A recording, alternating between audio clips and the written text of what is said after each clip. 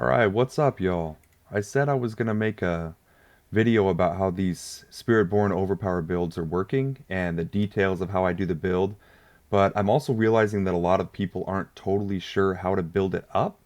The guides talk a lot about how the build works when it's completed, but a lot of people are stuck in a place where they don't know what to do if you don't have like everything for the build, if you're not totally built yet, if you don't have all your points, if you don't have all your gear. So I'm going to try to cover how the build works and exactly what I'm doing here, but then I'm also going to try to talk about how you build it up as I go so that you can still play the game and feel like your character is getting more powerful. Okay? So one option is always just to play something else that's a little easier to build out until you have what you need to start running this, right? You just stick the stuff you need in your chest and pull it out when you're ready. But there are also ways to build this up as you go so that you can focus on kind of one thing and you can see the character coming into it. You can see the character growing, getting more powerful. You can go up in torment levels. And so that kind of thing is also possible. And so I want to keep an eye on how we build things up as we play while we're looking at how this build works. Okay. So I'm going to try to do both things at the same time. It's going to take a little while. I'm going to be as quick as I can. But buckle in because this is gonna take a second. Okay, so let's start with how the build is done. Okay, let's start with the very first thing. It's all built around the rod of Crackalack in here. Okay, this is like the main thing that we need, and so you just have to get one. You don't need an awesome one, but you need one to start. Okay, so if you get one, just go ahead and start using it. As you play the game, you'll get lots of these. Okay, I get them all the time. You'll eventually get one that's probably better than the one you start with. But if you get one, you're on your way. You can start. Okay, and these it drops from Duriel and Endariel, so you can kill them to get it. You can also get it from gambling obols. The obol gambling thing has a really high chance to give you uniques. So take your obols and go gamble them on quarterstaffs until you get one of these. Okay. And the other thing you can do is when you're doing like pits, right? You can do level one pits or whatever, right? Do the low level ones, and those the pits can give it too. Honestly, I think I had one before I was even level 60, and you can get it from the boxes as well, from like the seasonal boxes and stuff like that as well. So there's a few different ways to get it. Probably the easiest way, honestly, is just gambling your obols. The obols that you get, take them over to the obol guy, and just get quarter stabs from him, and you'll get unique ones in there. He has a really high chance of giving you those. Okay, so you just gamble obols on quarter stabs, and eventually you'll probably get one from that. Okay, so ultimately you're going to want an ancestral version, which is a version with a star, but you don't need it right away. Okay, if you get a crappy one, just use it. The best stat on this thing is the chance for the core skills to hit twice. So getting one that has a nice high roll on that, or even better, has a star on that, is great. But again, you don't have to have that, right? So one of the things is people hear like, oh, this is the best thing, and they think, okay, I don't have this staff until I have one that has the best thing. That's not true, okay? You can use any one of these, just the one that's going to give you the best output is going to have a nice high chance on that core skills hit twice, okay? And then also the unique trait, you see it has the 2.8% on there. That is really good if it's up there, but if it's not the end of the world, okay? And when I started using this thing for the very beginning, I just ate the 30% damage nerf and just used it to turn my core skills into basic attacks. At the lowest levels, that's fine. Okay? It still works. You're still doing something. That's fine. The next thing that we need to make the build work is this Ring of Midnight Sun.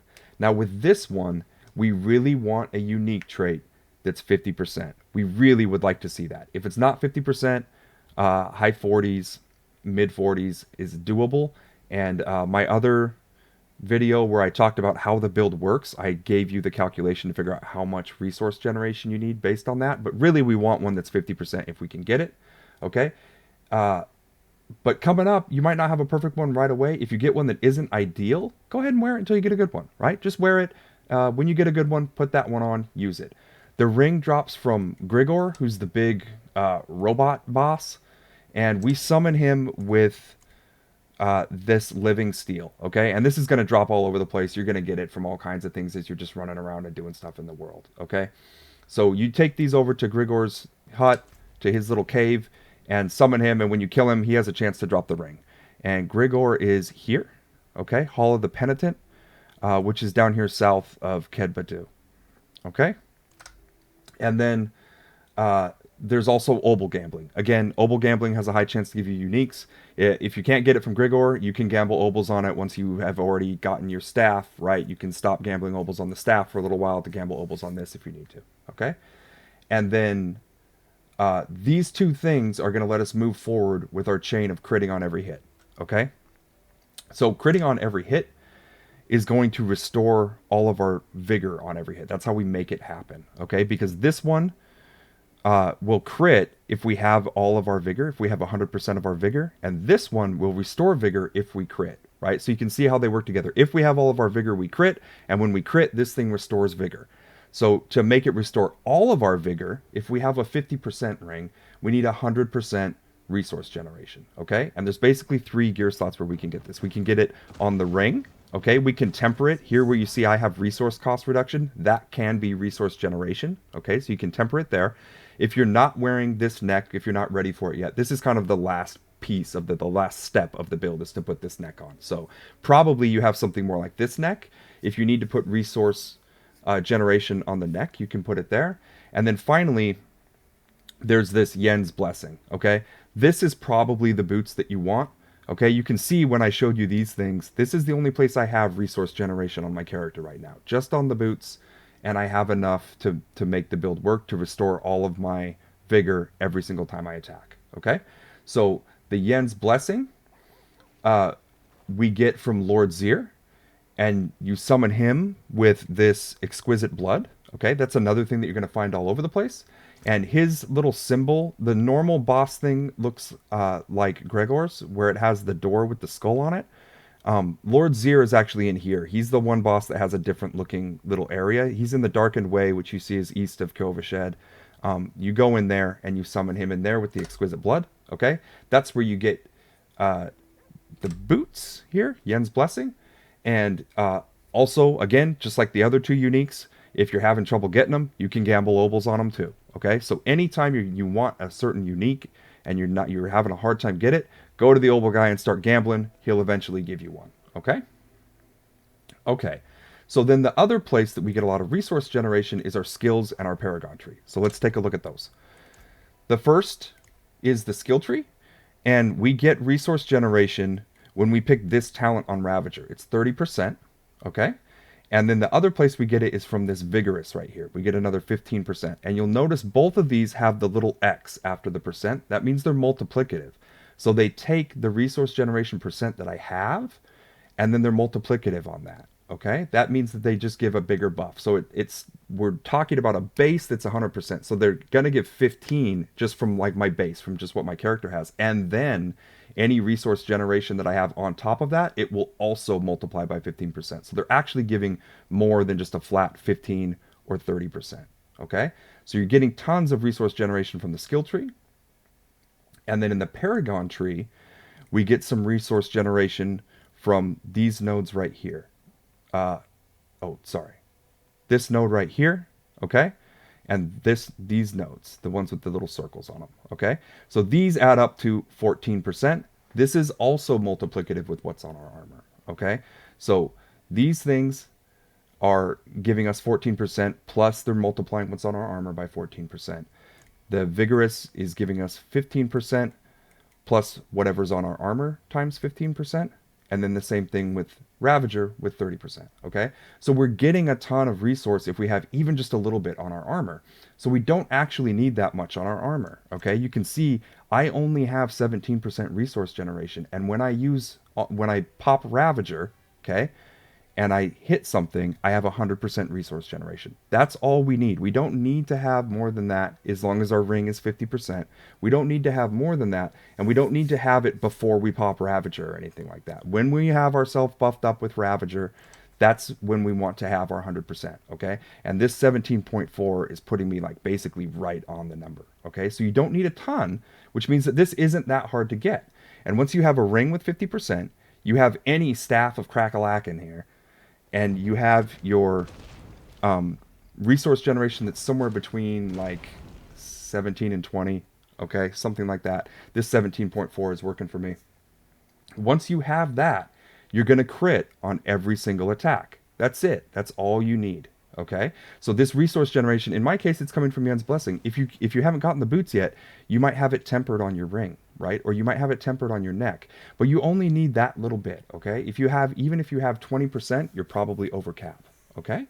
So that's it. The getting the crit all the time is actually really easy. So now we're generating 100% of our vigor and using 100% of our vigor on every single swing. Okay?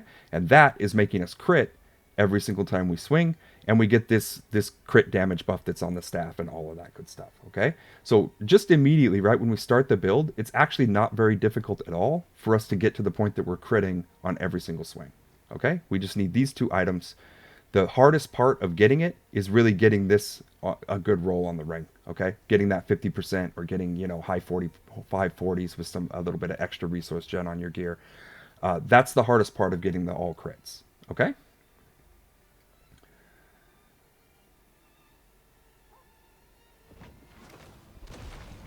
Okay, so that brings us to the next piece of the puzzle here, Viscous Shield.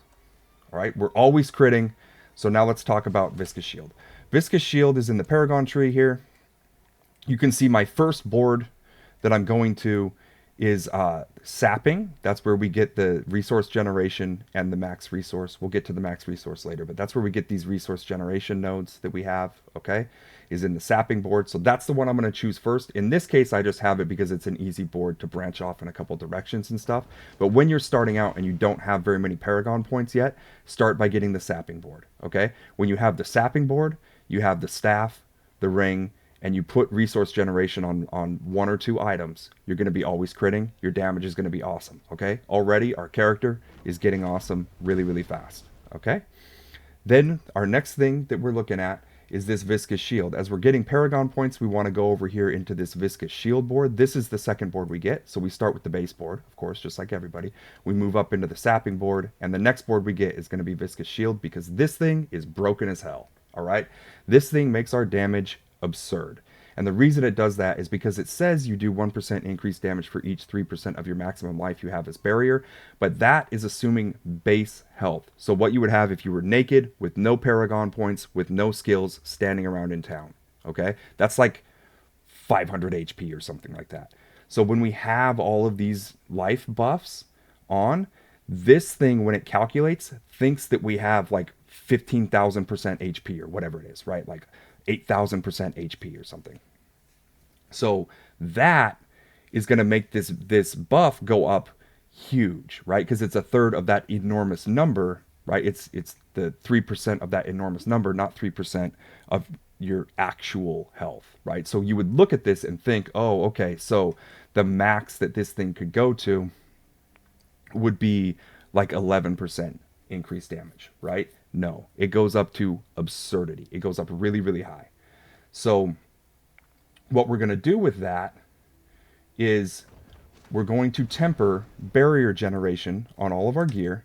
And because it works like that with health, we're getting max health all over the place, right? So that's the first thing about my gear. You see, I really like to have max health. Everything that I'm getting, I'm looking for max health on it. If you get a starred max health like this, that's great, right? I've got max health on all kinds of things, even on the ring, right? All over the place because it's going to buff this Viscous Shield. The other thing you see with my gear is even from the start, I can do this, right away as I'm playing. I want to temper barrier generation, okay?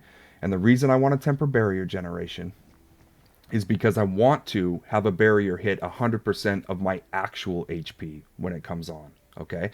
And then that is going to be the bajillion% that Viscous Shield thinks it's seeing. But in actuality, I can only barrier 100% of my actual effective life. So in my case, this like 9,900 right now, okay? But I want that to happen every time I get a barrier.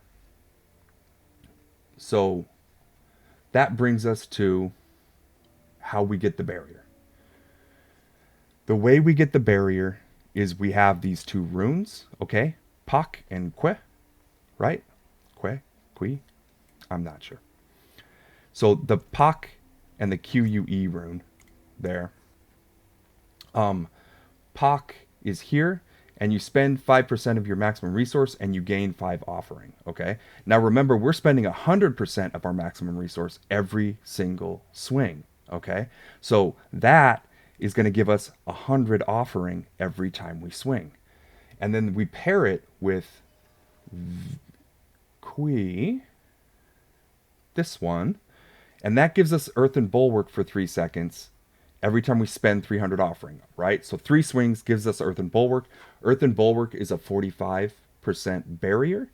And so we stack our barrier generation to 125%, and that's going to make it barrier 100% of our health every time it goes off. So every 3 swings, we barrier 100% of our health. You see I'm at 127. Okay, so I'm overcapped by 2%. We cover 100% of our health with barrier every 3 swings. Okay, and we're attacking really, really fast. So this barrier is just on us all the time. We get the huge damage buff from Viscous Shield. We get the extra survivability of having the barrier on. Life is good. Okay, so that's the next thing we're going for. And this one is a little harder to get to, like the max. You see, I'm tempering barrier generation on everything, right? And I still kind of barely made it. So that one is harder to get, but it's not an all or nothing thing. I don't have to have it maxed, okay? Even if I don't have any barrier generation, I still get a big damage buff from Viscous Shield, and then every bit of barrier generation I add up to the cap of 125%, I'm just adding damage, okay? So as I'm building my character, I don't need to have it all to feel like I'm doing the right thing. I just need to keep trying to get it, okay? And I'll just keep growing in power as I do it. And so as I'm doing that, when I take the Viscous Shield tree, you'll see it has some nodes in here that give barrier generation. We want to take these to help us get to that 125%, or help us just get higher if we're not there yet. You can see there's 3 more over here. There's for some reason attached to this node that doesn't have any barrier generation on it, but there are 3 more here that you can get if you need them for another 9%. But these ones, definitely, you see I'm grabbing, they're easy, I'm still using them. Okay, and that'll help you get your barrier generation up. So we have a huge health pool, and every time we proc this Earthen Bulwark, we're barriering that entire enormous health shield, or health pool. Okay, so we're critting every time, and now we're using Viscous Shield to get this huge damage buff. So now let's go back to some other things. All right, so we're going to go back to some basic stuff for the build. The first thing is our Spirit Hall. We take Jaguar here. This thing actually does a ton of damage, especially with Quill Volley. Okay, Quill Volley does tons of damage with Jaguar. Crushing Hand doesn't do as much, but that's fine. It still does great big numbers. And then this one, you want the Unstoppable is really, really useful on this one. It's not, you can just stand in everything. You can't ever get CC'd, and it increases your maximum resolve, which is good. That's something we're going to get to. So you just go Jaguar and Gorilla. I tried the other things. They're not as good. You want Jaguar and Gorilla here. Okay? All right. So then let's look at skills and spells. We're going to talk about how we build it up. We build up our barrier as we can. The other thing that people might get stuck on is, what if you don't have these runes? What if you don't have Pak and Quay? If you don't have them, if you don't have Quay, you just can't get the Bulwark. That's fine. Once you get Quay, you can get the Bulwark. If you don't have Pak yet, the other runes that you might want to use until you get Pak are going to be this one, Seer, right? You can use that one, and then you'll get Bulwark. You just won't get it as often as you will with Pak. And then the other one you can use if you happen to have it for whatever reason before you get Pak is this Tam rune. And Tam is the same thing. It'll get you that barrier eventually. But as soon as you get Pak, you want to use Pak and Q together. Okay? That's our goal. Use Pak and Q together to build up this whole thing. And to get this barrier going kind of constantly.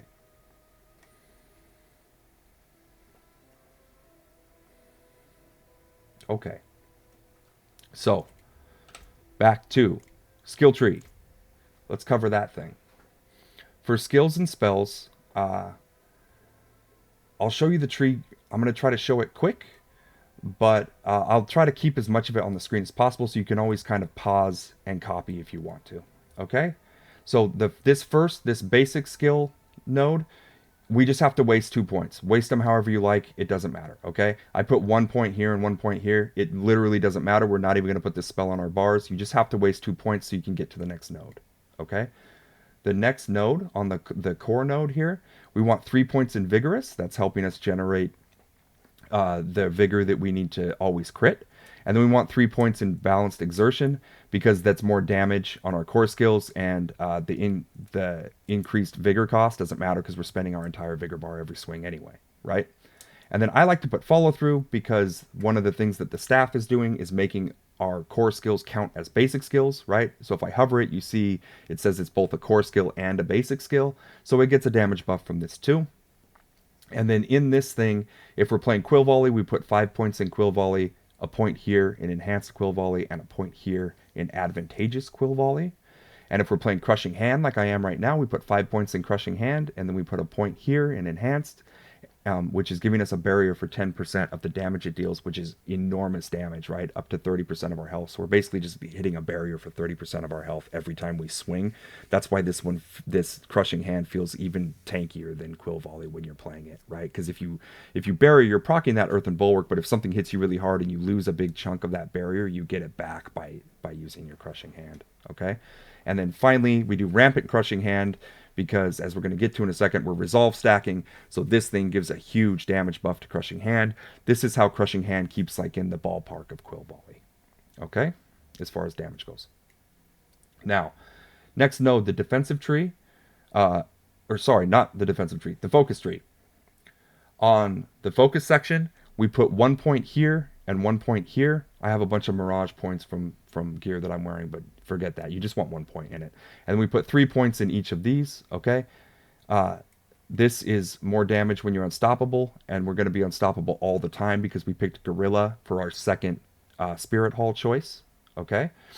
And these two things are just going to mean we do more damage to vulnerable targets and we take less damage from vulnerable targets. This is especially useful with Quill Volley, because Quill Volley, when we picked this one, it made it so it's going to make everything vulnerable all the time when we're throwing the quills at it.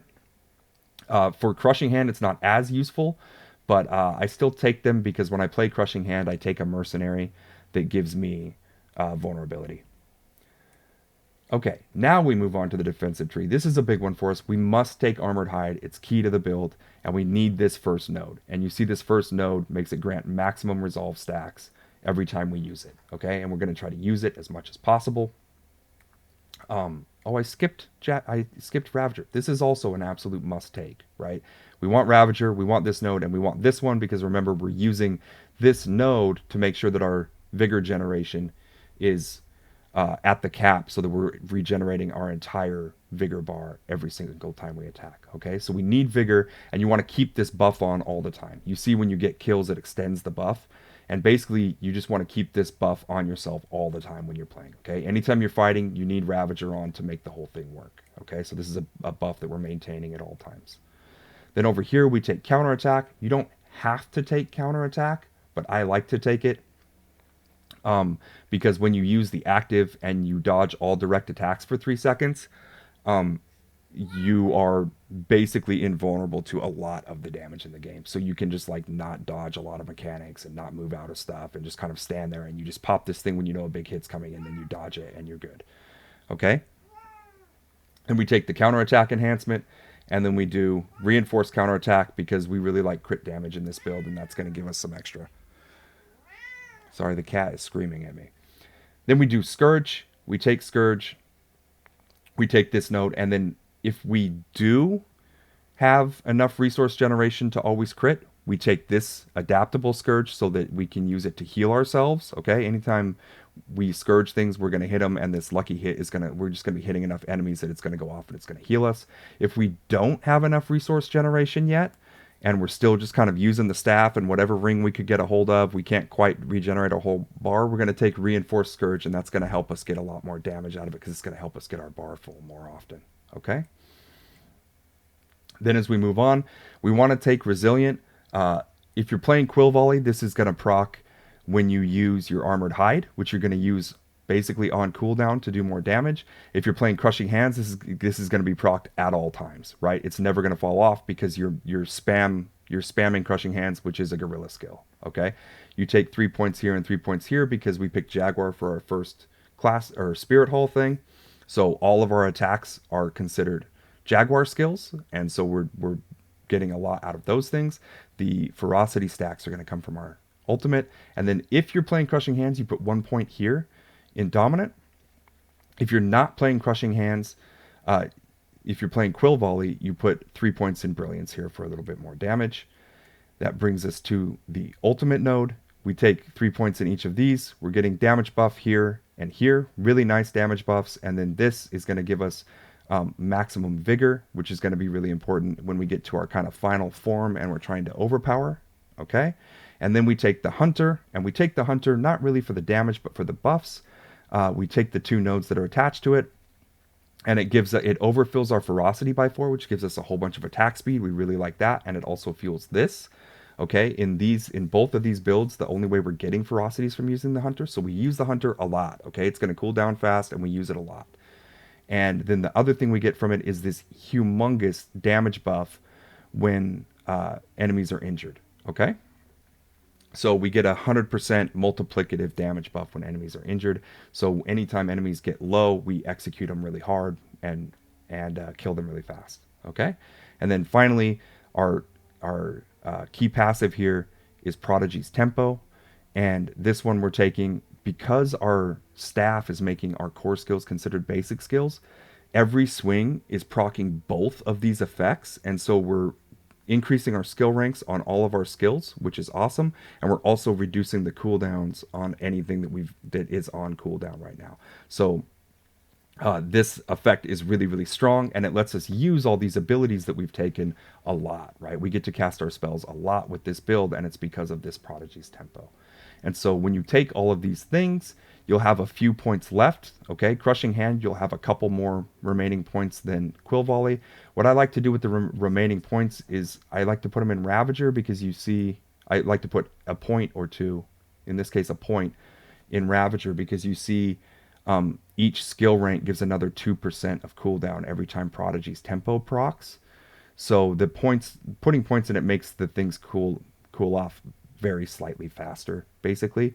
And then Armored Hide is a really good place to dump any kind of points remaining after you've filled out the tree, because it increases the duration of the buff, which is awesome, because this buff is going to be a super strong offensive buff. It's going to make us do a ton of damage when we pop it, and it's going to make it cool down faster from the key passive. So extra points in Armored Hide are awesome. We love those.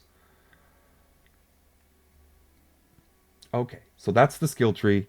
Now let's finish out the Paragon tree real quick. Okay, so with the Paragon tree, because of the way Viscous Shield works with how it uses extra health, we always want these maximum life nodes when we can get them. Okay, these are really, really valuable. We love these things. When we start the tree, we're putting Spirit in this one, and you see I filled out a bunch of dexterity on it to make the buff to critical damage big. So I'm getting a 467% buff because my glyph is maxed, and I put a bunch of dexterity in it. Okay, we move up. We're going to take the Sapping tree, and in the Sapping tree in this slot, I have Outmatch. I think this is the better glyph, in particular for Crushing Hand, but actually for Quill Volley too, because this increased physical damage, I believe, works on the Jaguar proc. And also the damage while healthy definitely works on the Jaguar proc. So this is, I think, the best rune. But if you need it, you see it's buffing my maximum resource. This is giving me 22 maximum resource because it's buffing the yellow nodes. If you need more maximum resource than that to get your overpower going, you can use Hubris. I know I have Hubris here. And Hubris gives a really big buff to the blue nodes, okay? And so that will actually get you more maximum resource. You see this is increasing my maximum resource by 39 instead of 22. So if you need some extra maximum resource from your Paragon tree in order to make your overpower procs work, which we're going to get to at the end, then you use Hubris here. If you don't, then I think Outmatch is the better glyph to use, and that's the one that I use. Okay, next tree. So that's the very first tree that we get because remember we wanted to use this resource generation to make our always crit thing work. Okay, so this is the first board we get. The next board we get is the viscous shield, which we talked about why we get it and what we do. The glyph that we put in it is colossal. That's true for quill volley and for crushing hand. And the reason is that we get that 2% increased damage for each stack of resolve, and we're going to get to that in a second. But we are stacking as much resolve as we can. Okay. Now, if you're playing Crushing Hand, you want some strength around this node. If you're playing Quill Volley, you only want to get to the 25 strength that you need to get this the additional bonus. Okay. You don't want to put any more strength in it than that because you're not using any gorilla skills. Well, you're not doing damage with any gorilla skills. You are using Armored Hide. Okay. Next board, board number 4, right? The third board that we choose this revealing board. If we're playing Crushing Hands, we put turf up here and we want strength around this node. If we're playing Quill Volley, we put fulminate here and we want intelligence around this node. Okay? And then that brings us to our last board. This one is conditional. If I'm playing Quill Volley, I am going to use convergence. And if I'm playing Crushing Hand like I am here, I like to use Infighter. Okay? And if I'm playing Quill Volley, this node right here is Talon. And if I'm playing Crushing Hand like I am right now, then this node is Fitness. Okay? And if it's Fitness or if it's Talon, either one, I'm getting Dexterity around it to increase the buff size. Okay? So in general with the Paragon board, as we're kind of building up points, because you're probably not sitting around with 290 points if you're still trying to get your character built up and stuff, right? You're still accumulating experience and gear and all that stuff. So what we want with our Paragon board is we want to get to our legendary nodes, these orange ones, and we want to get to our glyph nodes first. Okay, that's the highest priority. And then we want resist all when we can get it, because that's going to help us get to the cap so that we don't die so much. All right. And then we want max life all the time, because that's going to buff our viscous shield. And then eventually when we have our overpower going, it's going to buff our overpower as well. And then finally, when we have all 5 boards going, right, the initial one and the 4 that we choose, so we have our 4 legendary nodes, we have all 5 of our glyph nodes, then we can start filling in like these that we're just using for the stats, okay? And we can start taking these random blue nodes that are helpful, okay, like these plus damage nodes. Okay, so the first thing first, get your legendary nodes, get your glyph nodes, get your resist all when you need it. Okay, if you're capped, you don't keep taking it. So there are probably spots in this tree where I'm not taking a resist all node. I don't see them off the, oh yeah, right here. Oh no, that's an armor node. Armor nodes, again, you take if you need. I don't see where I skipped a resist all actually with the tree as it is right now. But you don't take a resist all node if you're already capped and you don't need more. So when I look here, if this number is already green, I don't need more resist all. I won't take those nodes. If it's not, then I take those nodes to try to get to the cap. Okay, so my resist all is coming from my Yen's Blessing, which has a ton, and then from my Paragon tree,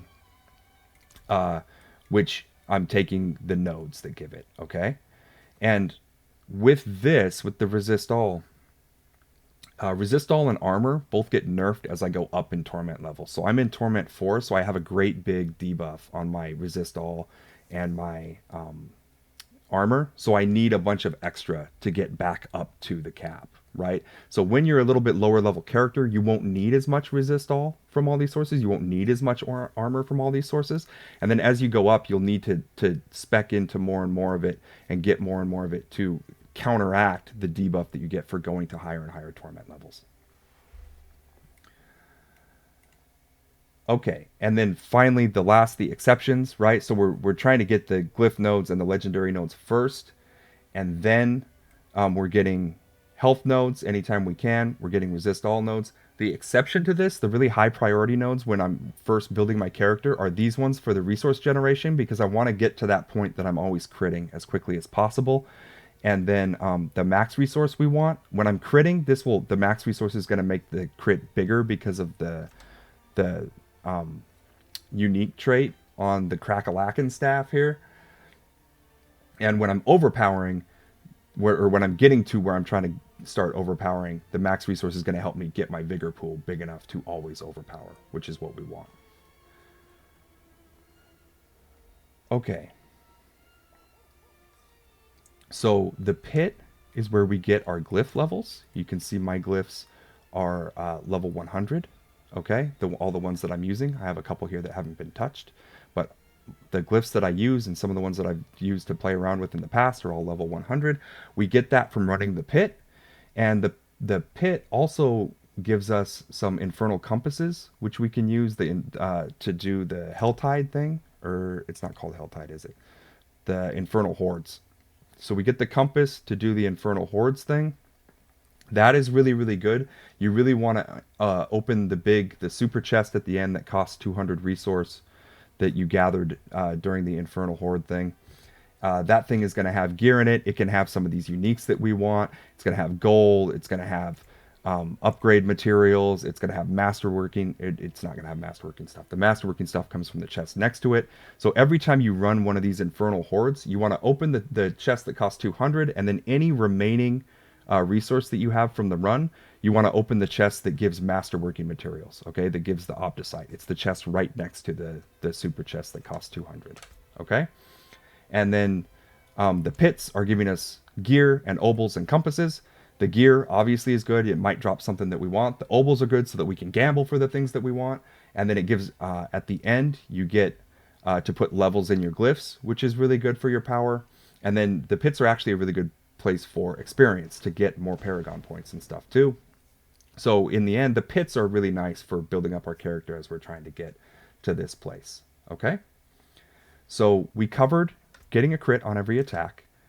Oh, let me make sure. I'm trying to get as much on the screen as I can so you can pause and copy if you want. But let me get through each board here so you can just see what my boards are, okay, and what they look like, how I arrange them. The other thing that I'll tell you as you're doing the Paragon boards is, in general, to orient the board, if I know that there's a section of little nodes here that I don't need or don't want, so like this one, right, the lucky hit chance and lightning resist, I don't need that. You don't want the specific resistance like lightning and fire and stuff like that. You want the resist all. Or this one that's fire resist and maximum fire resist, I don't want those nodes, and I know I don't want those nodes. So what I do is I rotate the board so that that node is as far as possible from where I come into the board. Okay, that's how you kind of want to orient these boards, is the nodes that you don't want, rotate it so that those are far away from where you're coming in. Okay, and the nodes that you do want, have them close to where you're coming in. And then when you choose where to go out of a board into the next board, always choose the one that needs the least, the lowest number of extra points to get to the next board. Okay, choose the path that always lets you put the least points in here. Okay, and then in general, we try to minimize our path. We always want to take as few nodes as possible to get where we want to go. Okay. Okay. So we covered how to crit on every attack. We covered the Paragon board. We covered the skills. The crit on every attack isn't too hard to get. We covered the viscous shield and how we're always stacking health and barrier generation, and that's going to constantly give us more and more power. It's not an all or nothing thing. Every little bit we stack is going to give us more until we get to 125% barrier generation. Okay? Once we get to that, we're good. And then when we do that, this earthen bulwark will barrier us for 100% of our HP. And then let's go now and finish the last little bit of talking about our gear. So for our gear, we have these two affixes, interdiction and redirected force. These are non-negotiables. We must have these on, okay? Interdiction is going to have to go on a defensive piece, so generally chest or legs, okay? It can also go on the hat, but generally most people are putting it on chest or legs. And then the redirected force is an offensive affix, so it has to go on gloves, this ring, or before you have this amulet, when you have a legendary one like this, you want to put it on your amulet, okay? So if you're not using Banished Lords, if you're not ready to overpower yet, you don't have your resource pool big enough, and you're wearing a normal amulet, you want to put your redirected force on this one. This is the one I was using before I started doing the overpower build, okay? And this one, you see I have a bunch of percent armor on it. And the reason I do that is because when I didn't have redirected force on my hands, I had unyielding hits on my hands. This one. And this makes it so when you use a gorilla skill, your weapon damage is increased by your armor. Okay. I had skulls in every piece of jewelry, and I had this huge armor buff, and that gives a big buff to your weapon damage, which goes in a separate bucket from everything else. And so this is a really big, nice damage buff, okay? And especially if you're playing Crushing Hand, like I think you should be, once you get to the point that you're always critting, I think Crushing Hand is probably the move. Before you're at the point that you're always critting, maybe Quill Volley is the way to go. But once you get to this, probably Crushing Hand is the move. And when you're playing this, you're going to be constantly proccing this gorilla thing and getting this weapon damage buff, which is a really nice buff, and it's gonna help you clear stuff a lot until you get to the point that you can overpower. Okay, when you get to the point that you can overpower, you're gonna take off unyielding hits. You're gonna replace it with your redirected force, because you're not gonna be able to put redirected force on your neck anymore. The reason we put it on our neck before that is because you can see you get a 1.5 time buff from it. So on the neck, it gives 105%. On the hands, it only gives 70. Okay. Now, when we're overpowering, 70 is still enough. We still get a humongous damage buff from it. But before that, it's worth it to put it on the neck because it's the best offensive buff that we have. Okay. So these two are non-negotiable. The other one that most people use because it's the best one to use is this Moonrise. Because remember, our skill is considered a basic skill because of our staff. And so now this thing gives attack speed and a huge damage buff to basic skills. Basic skills in general, when they get buffed, get huge damage buffs because they don't normally do a lot of damage. And so when you turn a core skill into a basic skill, you want these basic skill damage buffs because they're going to make you do tons and tons of damage with that core skill that is now also considered a basic skill. Okay? So those are our affixes. And the reason that we put these two on is you can see this one is giving us block chance per resolve stack, and this one is turning around and giving us a multiplicative crit damage buff based on our block chance.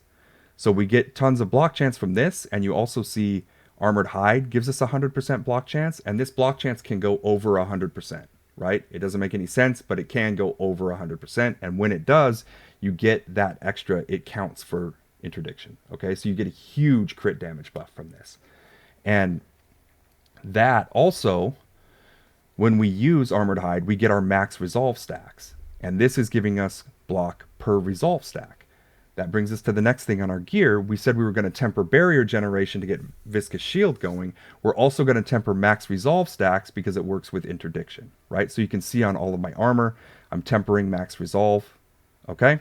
The gloves, you can't put a defensive temper on, so you can't put it on there. But in tempering max resolve, this thing, I had tempered armor on it. It should have been max resolve. When I was using this, I should have also had max resolve tempered on this because it would work with this stuff. Okay? So your neck should be tempered with max resolve and basic damage. Your pants, your chest, and your hat should all be tempered with max resolve stacks and barrier generation. Okay? And then our gloves, we're going to temper barrier generation on them. And then these ones I have crit damage on. And we're doing crit damage or basic damage on the gloves. Okay? And then the ring, the temper is crit damage or basic damage. You're going to temper resource generation if you need it. If you do not, then you're going to do resource cost reduction is fine. Okay? All right. And then the neck, we said we're going to temper max resolve. And then also we're going to temper basic damage on it. And the reason we're choosing basic damage is because it goes in a different bucket than crit damage. And it also gets a really, really big buff, right? It gets a bigger buff than like core damage or something like that. So that's why we're choosing those tempers. And those are the ones we choose. And then on the gear, we always want dexterity because it goes in a separate damage bucket from all the other damage buffs. If you don't know about damage buckets in Diablo, just trust me, you want dexterity. It's really good. So we have dexterity on each piece of armor. We have max life on each piece of armor. That's for the viscous shield thing. And eventually when we overpower, it's for the overpower damage. Okay?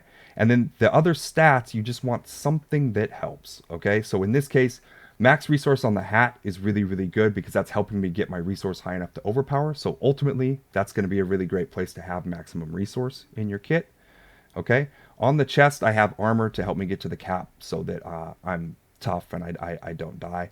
I'm actually way over. I don't know what happened there. I probably don't need that armor buff anymore. Or I need to take Paragon points out of armor if I can. This one, overpower damage or crit damage are both really good on the hands. Okay, both of those help our damage a lot. In this case, I have the starred overpower damage, which is super nice, so that's what I'm using.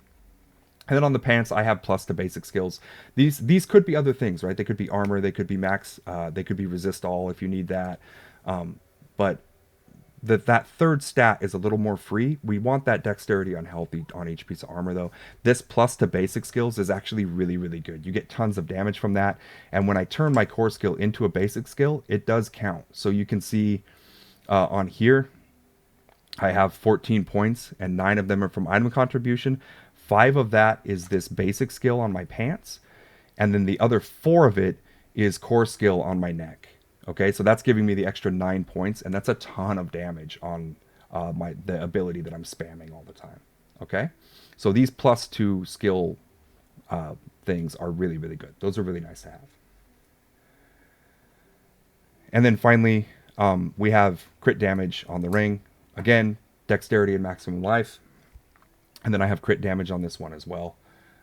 Again, just more damage, right? More damage to get us more stuff. Survivability is gonna not generally be an issue if we have our armor cap. That's only 1,000. Like I said, I'm not sure what I did. That's too high. You don't want to waste stats if you can. So if you can be right at 1,000 or just barely over, that's where you want to be. And then the same thing with the resist all. We want our resist all to be maxed. Oh, that's what it is. Somebody buffed me with a consumable. Yeah. This increased my resist and armor. That's why my armor looks too high. My armor is actually just barely over 1,000, which is what it should be. This guy buffed me, so it looks like it's higher than it should be. Okay. So that covers our gear, right? We get these two and this if we can to get our crit going and to get that resist all on the boots. We covered the affixes on things. The only 2 affixes I didn't cover is this one and this one. The affixes that we want on the pants and the hat are a little more free. We have a little more freedom of choice here. These 2 were non-negotiable. We have to have these for the build to work. Or they are the best thing. You don't actually have to have them for the build to work, but they're so much better than anything else that they're not really negotiable. This one is pretty borderline not negotiable too. This is a huge damage buff to get. These 2 could be lots of things. If you find that you're dying a lot, something like might could be really good. This one, because again, the thing that we're spamming is a basic attack, so we're just going to keep a 20% damage reduction going all the time. So that one can be good if you find that you're dying a little too much. But otherwise, for these 2, you can only pick defensive or utility, and so we generally pick utility ones on this one, because once you are in a good spot, especially since we stack max health all the time, you don't really need defensive affixes on your armor. So people tend to use apprehension, where you deal more damage to feared things, because we're playing Scourge, and Scourge fears everybody around us. People play Binding Morass, because you just basically get a 20% damage buff, okay? The reason I'm not playing either of these is they don't do anything to bosses, okay? So they are really good damage buffs, but they're good damage buffs for clearing ads. They don't work on a boss. I think that the best one is this Duelist, because it increases our max ferocity. Max ferocity is going to give us attack speed, and remember, we get our full stack of max ferocity every time we use the Hunter. The Hunter is off cooldown a lot because of our key passive.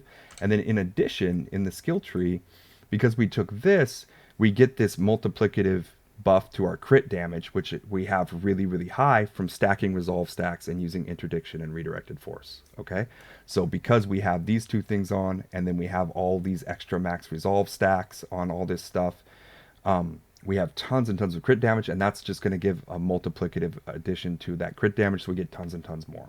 Okay, so I find Duelist to be the best. That's what I use. And then this one, I'm actually going to talk about why I use this one instead of those other ones, instead of Apprehension or Binding Morass. I'll talk about that after this next piece. Okay?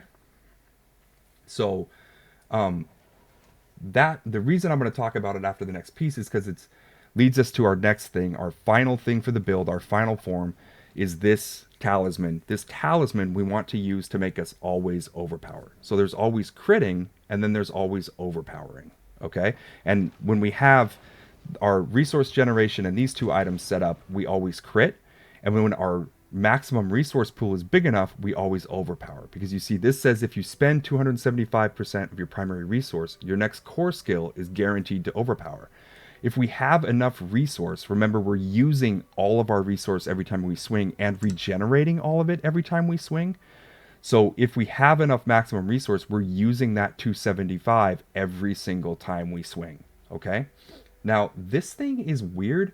It doesn't actually need to be 275 for the talisman to think that you use 275 resource, but I haven't figured out what the calculation is for it. So I don't know what to tell you as far as like how much you need to make it work. I'm not 100% sure. There's something kind of non-intuitive about how this is working, but I'm not exactly sure what's going on. I just know that it doesn't actually have to be 275, but it does need to be close, okay? And so the way you can tell is if you just saw me run to this place in Kjolveshed, you might not have even known it's here. But if I go back outside, by the little statue where you change your torment level, right here, this is the statue where you change your torment level in Kjolveshed. Then right here northeast of it, we can go into the training grounds. The training grounds have a combat dummy, so they just have something that I can punch that won't hit back, and that I can kind of like casually just look at my stats and things like that while I'm punching things. This is a good way to test things. So if I punch him, you can see I have this buff on it that says 275, okay? If your overpower thing is working correctly, you will always have this buff on, okay? It will never fall off. So if that thing is never falling off, then you're always overpowering, okay? You see how it's not going away? The other way to tell is when I overpower, the numbers are dark orange, okay? So they'll be, you see the little light yellow ones popping up? Those are crits that Aldkin is doing over here. He's working hard, man. This guy gets no days off. So those are crits when they're light yellow like that. Overpowers are blue. And if you have a hit that both crits and overpowers, it'll be dark orange. So that's what we want to see from ours. So when I pop my Ravager and start punching this thing, you can see all of my hits are dark orange, except for those great big white numbers that are popping up. The like 50 billions and things that are popping up. See the 29 billion there? Those are the procs of this Jaguar passive right here. That's what this is doing. And when you see the big like 1, 2, 3 trillion hits from like Quill Volley or even Crushing Hand, I can get like the 1 trillion hits kind of thing. That is from that Jaguar passive. So that's what's proccing that. But what we want to see when we hit the combat dummy is that the numbers from our damage are permanent dark orange like that, okay? That means that we're always overpowering, okay? There's no light yellow numbers coming from me. They're all coming from Aldkin here. So that's what we like to see there. If your resource pool is big enough, that's what it'll look like. You will have to make sure that you have Ravager on for that to work. But other than that, you just pop Ravager and you start punching the combat dummy. If your numbers are all dark orange while you have this talisman on, it's working. If they're not, if you get some that aren't, then it's not worth it yet. This talisman is really only worth it once you get it to where it's always dark orange like that. And that just has to do with your vigor pool being big enough. So that was, remember, in our Paragon board, that's why we put a high priority on these nodes that give max resource and these ones. And that's why we're using our glyph. We're using a glyph that will buff either the yellow nodes or the blue nodes in here to get even more max resource. And then on our gear, that's why we're getting max resource here. I have it on the hat, and then you have it on the Rod of Crackalack in here. That thing is going to have max resource on it. For me, it's starred and it got hit. So it just means I don't need max resource from other places. But ultimately, what you're looking for is max resource high enough that you always get those dark orange numbers when you're wearing this, the Banished Lord's Talisman. Okay? So when you do that, you're ready to wear this Banished Lord's Talisman all the time. You're going to take your redirected force off of, well, you're going to take the neck off, so you don't have to take it off. But you're going to replace your unyielding hits with your redirected force. Okay? And now you're always overpowering. Now you're in final form. Now your damage is going to be truly absurd. Okay? This is now the point at which you are broken, and you're going to break the game. So all that is a matter of max vigor. Once your max vigor is high enough, you're ready to put the necklace on and go from there. Okay? All right. The last couple things, little tiny things for the build, that is the whole build, right? Once you get to this point, you are there. You have a full build. You weren't useless or terrible getting there. I feel like we covered how you kind of get there and what you're looking for as you get there. You do kind of build your power gradually. It's not an all or nothing thing. It's not like you can't play the build and then all of a sudden the build turns on and you're insane. You kind of build it up by building up that health pool, building up your barrier generation. The always crit thing you can actually get really quickly by just understanding how the Paragon board works, how your skills work, and then getting like one or two sources of resource generation, and you're golden, right? That you need the 50% or close to 50% on the ring. That's it. Okay, so the always crit thing you can actually get really early, and that is going to make you do tons and tons of damage. This thing, this little complex where you have interdiction and redirected force, you can get right away, right? As soon as you get those affixes, you can put them on your armor and go from there. You can always try to temper max resolve on any of these defensive items. Okay, we can always try to temper barrier generation on any of these armor items. Okay, and that's going to help us get to this place where our viscous armor is really big, giving us a big buff. That's going to help us get lots of stacks of resolve so that we can make the most out of interdiction and redirected force. Okay, so we're always gradually getting more and more powerful. It's not an all or nothing thing. Nothing in the build is an all or nothing thing, except this overpower thing is kind of borderline an all or nothing thing, right? Either your max resource pool is high enough that it's usable, or it's not. That's it. There is no kind of like in between there. Okay. All right. So the last thing that I'm going to talk about is first the consumables.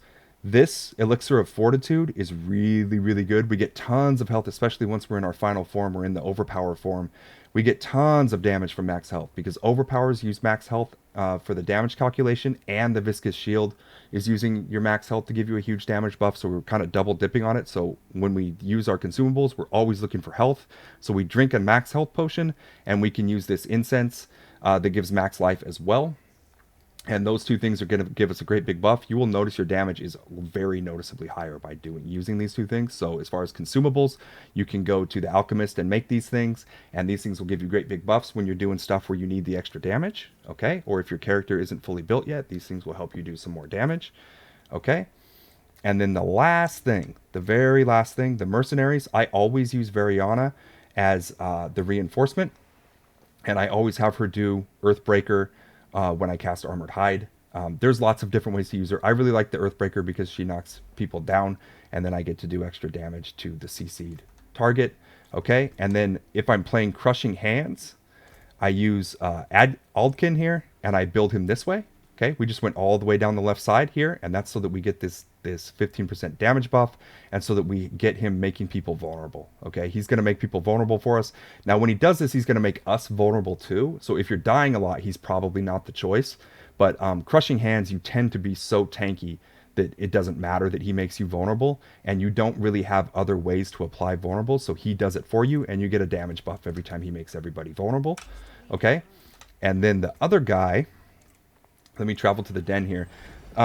If I'm playing Quill Volley, or if having Aldkin make me vulnerable is making me die too much, then I'm going to use Rahir. Okay, and in general, for lots and lots of builds, Rahir is the best. Rahir is kind of the strongest mercenary in general, and so when I use Rahir, I build him like this, and that's so that when he uses his Ground Slam, which is this skill, he makes enemies take 15% more damage, which I love. Okay, when he uses Bastion, which he'll use to save me, right, help me take less damage when I'm getting low, when he does that, I also do 25% more damage. So he is both giving you defensives to keep you alive and making you do damage. So in general, Rahir is the best. Okay, I'm only using Aldkin because I'm playing Crushing Hands, and I like to have him give me vulnerability. The other thing about Rahir is if you're playing solo, you don't get your mercenary when you're playing in a group, right? But when you're playing solo, you get your mercenary, and he has this also that he'll give you 15% resist all.